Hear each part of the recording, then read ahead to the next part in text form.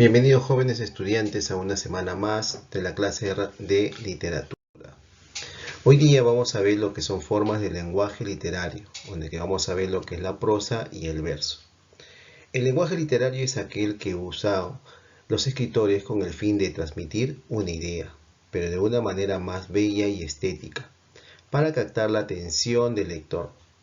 Dependiendo de la estructura y el contenido, el lenguaje literario lo podemos encontrar en los géneros literarios, narrativos, dramáticos y didácticos y ensayísticos. Este tipo de lenguaje puede ser usado en prosa y también en verso. Asimismo puede ser también verbal y usado en la comunicación diaria.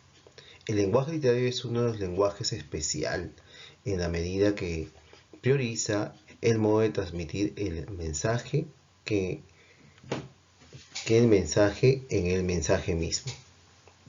Es por ello que el propósito de este temita es que nosotros reconozcamos cómo usamos lo que es el lenguaje literario y mayormente lo usamos adecuadamente cuando hacemos formas comparativas, de llamar la atención de algo o resaltar lo que son la belleza de cualquier forma natural. Y esto lo encontramos mucho en lo que son las obras literarias, los poemas, creaciones poéticas, versos y otros, ¿no? Pero se basa en el ámbito literario. Es por ello que vamos a aprender lo que son lo que es el lenguaje literario y sus características de la prosa y verso. Es por ello que en este lenguaje literario vamos a ver su finalidad, que normalmente es poética, crear la forma de la belleza, la estética. Tiene lo que es una característica que son recursos literarios, formas estilísticas y connotaciones que son comparaciones. Tipos normalmente encontramos que son prosa y verso. Vamos a ver las características de este lenguaje literario. Tenemos originalidad. El lenguaje literario es un acto de creación consciente en el que el escritor puede tener la libertad de escribir de manera original e inédita, considerando el significado propio que le dé a las palabras y de este modo alejándose del lenguaje común, para poder llamar la atención del lector que va a llegar a esa información. En segunda característica tenemos voluntad artística. La intención final de lo que se escribe es crear una obra de arte normalmente. Es decir, que a través de las palabras vamos a transmitir lo que es belleza. Se privilegia el estilo y la forma de decir el mensaje sobre el contenido mismo. O sea, resaltamos lo que sentimos, embellecer mediante lo que son las palabras y encantar al lector. En la tercera característica tenemos especial intención comunicativa. Acá el lenguaje es un auto de comunicación y es lo que le da sentido a la misma. Por tanto, el lenguaje literario se tiene una intención comunicativa, que es comunicar belleza literaria por encima de una finalidad práctica. Cuarta característica, el lenguaje connotativo y subjetivo. Revistiendo la originalidad y la ficción característica de los lenguajes literarios, el escritor es soberano en darle el significado a las palabras que desee y le da a su discurso polivalente y múltiple significado, a diferencia de un texto técnico o no literario, es decir, por su significación normalmente.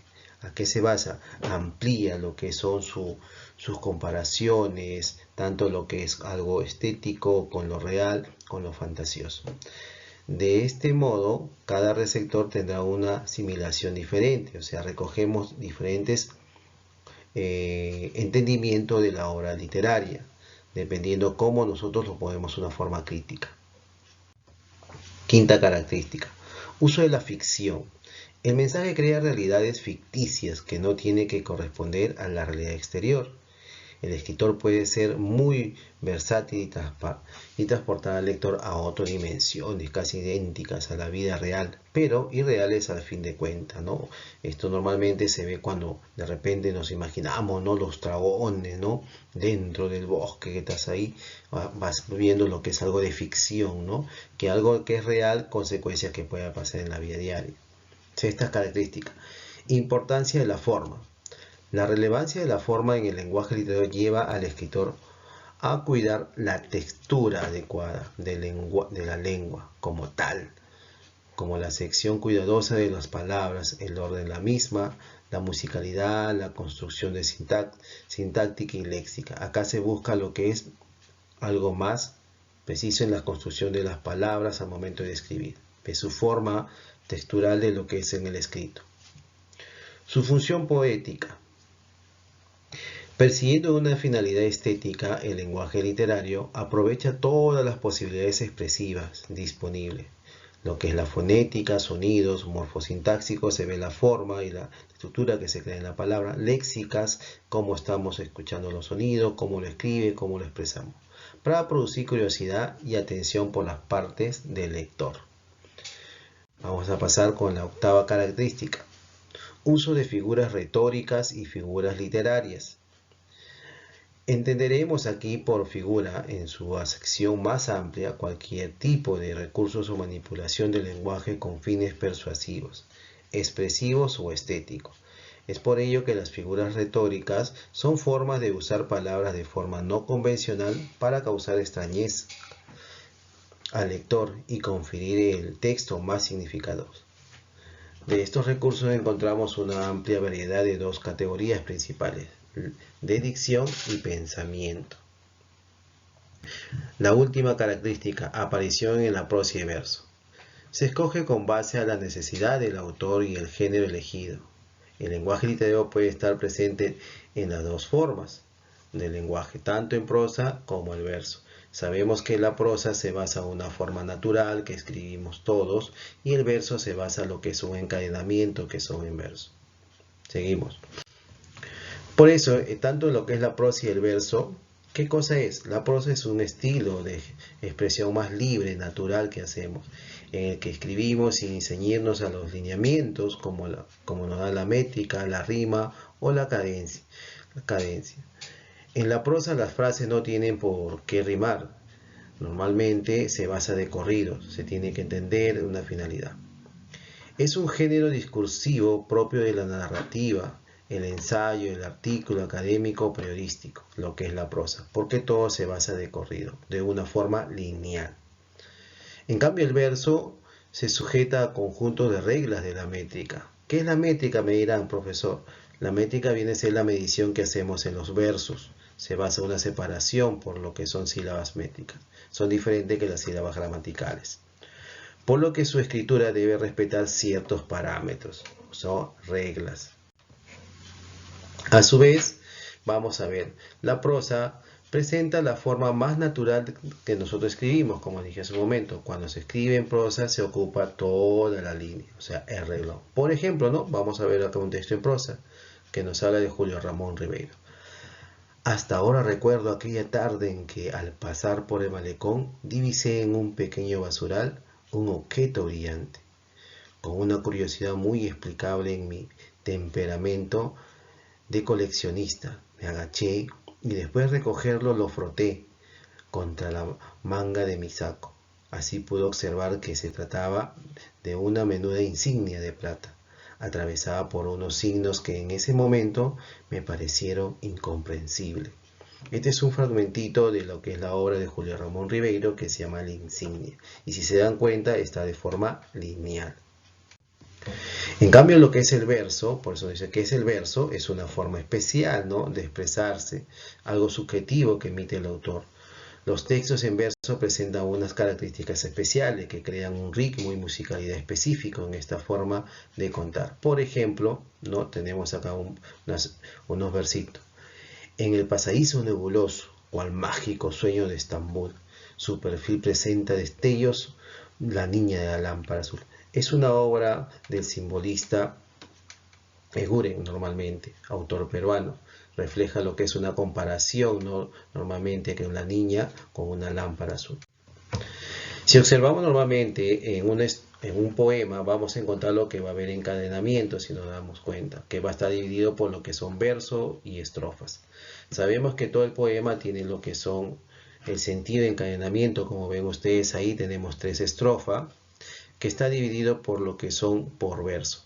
Cada reglón o cada línea que tiene cada estrofa es el verso, ¿correcto? Por eso nos dice que El verso es cada línea de un poema. El poema anterior tiene 10 versos si contamos, ¿no?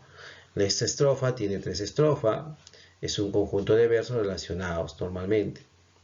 Y el poema es toda la composición poética que encontramos. Por eso en la escritura, en verso, por lo tanto, el autor se sirve de determinadas estructuras rítmicas, como la medida, como le mencionamos que es la métrica, la rima, que da lo que es sentido al final de cada verso, o las pausas que da. En este sentido existen diferentes tipos de versos, dependiendo del tipo de composición poética que se realice. Podemos ver lo que es verso rimado, ¿no? Que vamos a tener lo que es una rima adecuada, ¿no? En la estructura de la narración, que son consonantes o normalmente que tienen lo que son las mismas vocales y las mismas consonantes. Si nos damos cuenta en el verso, por ejemplo, nos dice, el fulgor de los astros rutilantes, no trueco por los vividos cambiantes, del opaco de la perla y de los diamantes. Si nos damos cuenta, al final de cada verso tiene lo que es la rima, ¿cierto? Tiene tes, tes, tes. Y si se dan cuenta también tiene antes, antes, antes. O sea, tiene verso rimado. Rima porque tiene las mismas vocales y las mismas consonantes. También encontramos versos sueltos. Son versos que carecen de rima normalmente, estos versos sueltos. Por ejemplo, mientras las ondas de la luz al beso palpiten encendidas, mientras el sol las desgarradas nubes del fuego y oro vista. Este es un fragmentito de la obra de Gustavo Adolfo Bécquer, 10 siglos de poesía castellana normalmente. Si nos damos cuenta por qué es verso suelto, porque no tiene la misma cantidad de sílabas métricas y de repente tampoco no tiene lo que son rimas. Y el verso blanco ocurre cuando los versos carecen de rima, pero no de medida, ya que tienen una cantidad de sílabas constante. O sea, pueden tener 11, 12 o 13 sílabas métricas, ¿no? Que eso también lo vamos a ver más adelante en la medición de la métrica, ¿no? De este verso blanco tenemos, ¿no? Este pequeño fragmentito del poema de Lope de Vega, ¿no? Mas ninguno de todos llamar puede, más bárbaro que yo, pues contra el arte me atrevo a dar preceptos y me dejo llevar de la vulga corriente adonde me llamen ignorante italiano y Francia. Pero, ¿qué puedo hacer si tengo escritas con una que he acabado esta semana? 483 comedias. Normalmente, si nos damos cuenta, lo vamos a contar y vamos a dar cuenta que tiene la misma cantidad de sílabas métricas.